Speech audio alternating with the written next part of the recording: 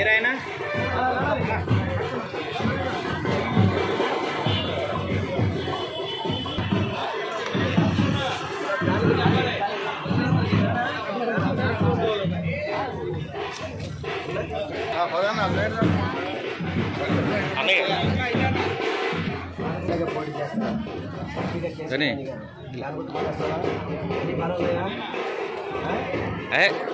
వెనక్కి వెళ్ళేది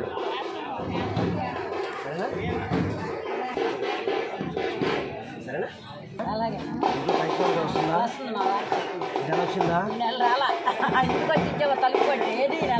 వాలంటీర్ చేశాడు చంద్రబాబు వేసాడు వాలంటీర్ చేశాడు మళ్ళీ మేము లైన్లో నుంచి చూసుకోవాలి ఈ 2 నెలలు ఎలక్షన్స్ కాబట్టి తప్పదు మా చేతులు లేదు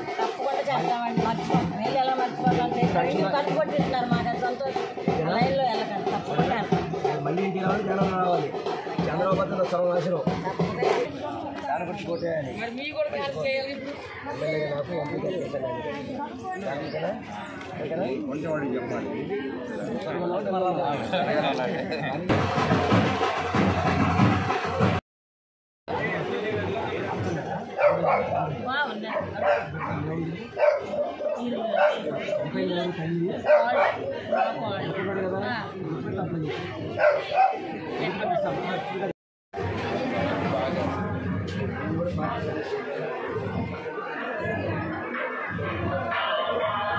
వర్క్ బాగా చేస్తారు సార్. ఆపరేషన్ ఫ్రీగా చేస్తారు కదమ్మా, ఆపరేషన్ ఫ్రీగా చేస్తారు, ఇబ్బంది లేదు.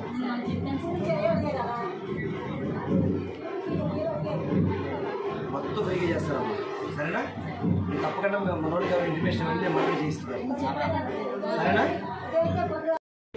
లేదు ఇక్కడ రైట్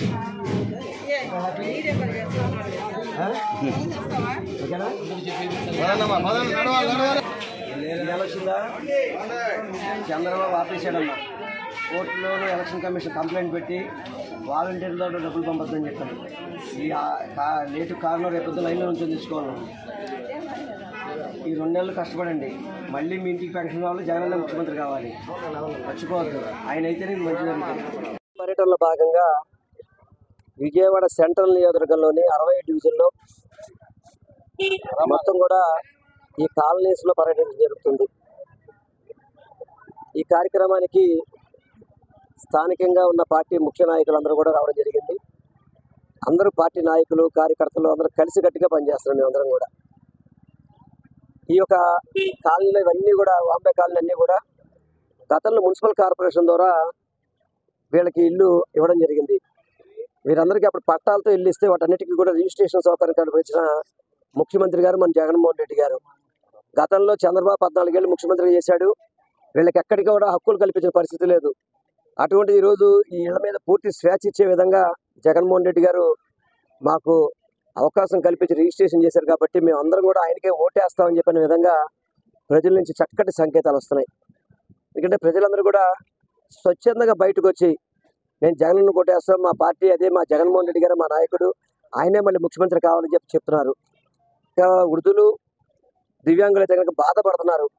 చంద్రబాబు చేసిన పనికి దుర్మార్గంగా ఏదైతే గతంలో ఇంటికి వచ్చే పెన్షన్ని ఈరోజు మమ్మల్ని సక్రమంగా పెన్షన్లు ఇవ్వకుండా ఇబ్బంది పెడుతున్నాడని చెప్పని బాధపడుతున్నారు. ఎందుకంటే ఇది గతంలో మ్యాక్సిమం 1వ తారీఖు నాడు, హైయెస్ట్ 2వ తారీఖు నాడు డబ్బులు వచ్చేసాయి.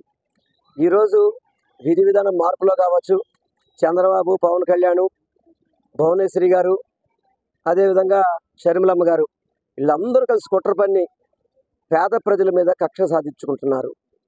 ఎందుకంటే దాదాపు సుమారు 65 లక్షల పైబడి ఉన్న వృద్ధులని, దివ్యాంగుల్ని ఇబ్బంది పెట్టడం ఏదైనా సమంజసం? చంద్రబాబు నాయుడు, నీకు కూడా ఆ వయసు ఉంది కదా, నువ్వు ఆ వయసు ఉండి కూడా కనీసం అటువంటి వయసు వాళ్ళని గౌరవించవా? ఎందుకు ఇబ్బంది పెడుతున్నావు? పెన్షన్లు వాళ్ళకి ఇంటికి చేరకుండా ఎందుకు ఆపుతున్నావు నువ్వు? దాదాపు సుమారు 4 సంవత్సరాల పైబడి నుంచి వాళ్ళకి వాలంటీర్లు వ్యవస్థ పనిచేస్తుంటే ఎందుకు ఆపాల్సి వచ్చిందయ్యా?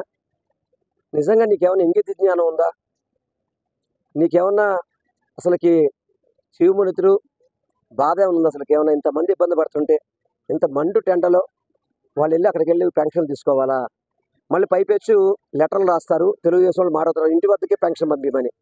వాలంటీర్లు లేకపోతే ఇంటి వద్దకి పెన్షన్ ఏ విధంగా పంపించగలుగుతారు ఒకసారి చెప్పండి. 65 లక్షల పైబడి పెన్షన్ని ఇప్పుడున్న వ్యవస్థ ద్వారా పంపించే అవకాశం ఉందా? నువ్వు 14 ఏళ్ళు ముఖ్యమంత్రి చేసావు, నీకు తెలీదా?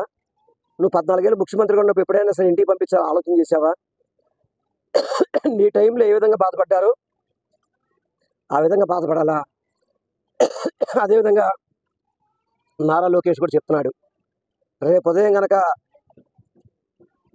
మేము అధికారంలోకి వస్తే మేము చెప్పిన వాళ్ళకి పెన్షన్ ఇస్తాం, మా కార్పొరేట్ చెప్పిన వాళ్ళకే పెన్షన్ ఇవ్వాలి, మా కార్పొరేట్ చెప్పిన వాళ్ళకి పథకాలు ఇవ్వాలి. అటువంటి వ్యక్తికి మనం ఎందుకు ఓట్లు వేయాలండి? అసలుకి నారా లోకేష్ ఓట్లు వేయాలా? వాలంటీర్లు మారుస్తారట, అదేవిధంగా జన్మభూమి కమిటీలు పెట్టి తెలుగుదేశం పార్టీ సానుభూతి పనులకే పథకాలు ఇస్తారట. సిగ్గులేదా నారా లోకేష్ నీకు? జగన్మోహన్ రెడ్డి గారిని చూసి నేర్చుకోవా నువ్వు? పార్టీలకు అతీతంగా కుల మతాలకు అతీతంగా ఈరోజు పథకాలు ఇస్తున్నాడు. నీ తొత్తుగా పనిచేసే బుద్ధయాంకనకు కూడా రైతు పథకం ఇచ్చాం మేము, మీ పోతిరి మహేష్కి ఇచ్చాం, మీ వర్లరామికి ఇచ్చాం, మీ తరపున పోటీ చేసిన కార్పొరేట్ క్యాండిడేట్లు అందరూ కూడా 7 స్థలాలు కేటాయించాం. అది జగన్మోహన్ రెడ్డి గారి పరిపాలన. నువ్వు మళ్ళీ అధికారంలోకి వస్తే ఓన్లీ తెలుగుదేశం వాళ్ళకి పథకాలు ఇస్తావా?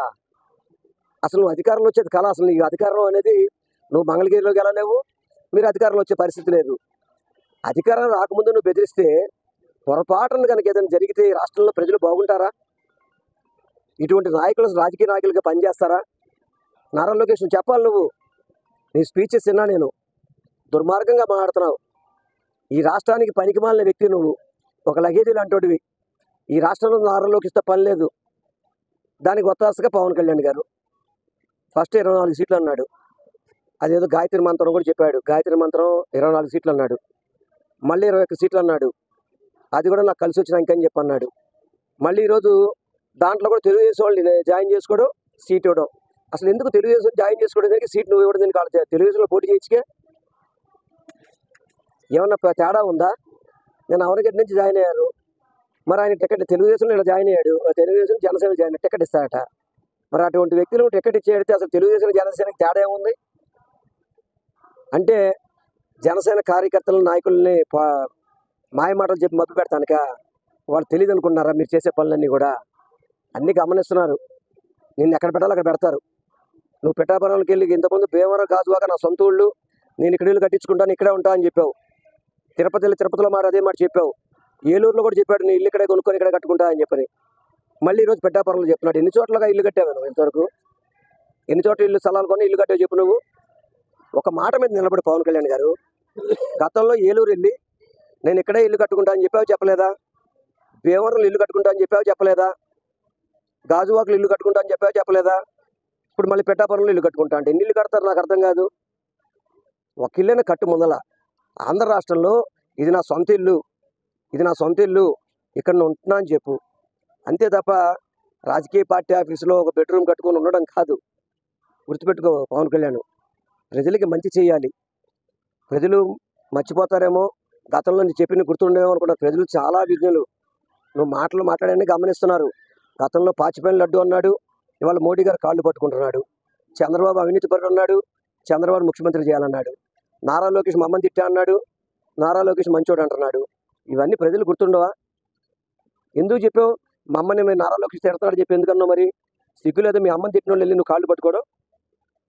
సిగ్గుండద్దు.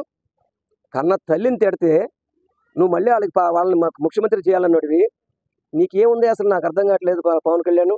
ఇటువంటి వ్యక్తి మనకు రాజకీయాలు అవసరమా? కన్న తల్లిని దూషించిన వాడితో పార్టీతో వెళ్ళి వాళ్ళ పల్లకి మోస్తున్నావు కదా నువ్వు. ఏం గతి పట్టింది నీకు అసలుకి? ఈ గతి ఎందుకు కారణం ఏంటి అసలుకి? ఇవన్నీ కూడా పవన్ కళ్యాణ్ సమాధానం చెప్పాలి. చెప్పకపోతే ఇక్కడ ఎవరు నమ్మరు పవన్ కళ్యాణ్. చంద్రబాబు కూడా పేదవారు ఉసురు తగులుతుంది చంద్రబాబుకి, అతని జీవితంలో బాగుపడ్డు. అందుకే ఈసారి మళ్ళీ జగన్మోహన్ రెడ్డి గారు ముఖ్యమంత్రి కావాలని ప్రజలు కోరుకుంటున్నారు. తప్పకుండా ప్రజావాక్కు వాస్తవం అవుతుంది. అన్ని విధాలా జగన్మోహన్ రెడ్డి గారు ముఖ్యమంత్రి అవుతారు ఇక్కడ. జై జగన్.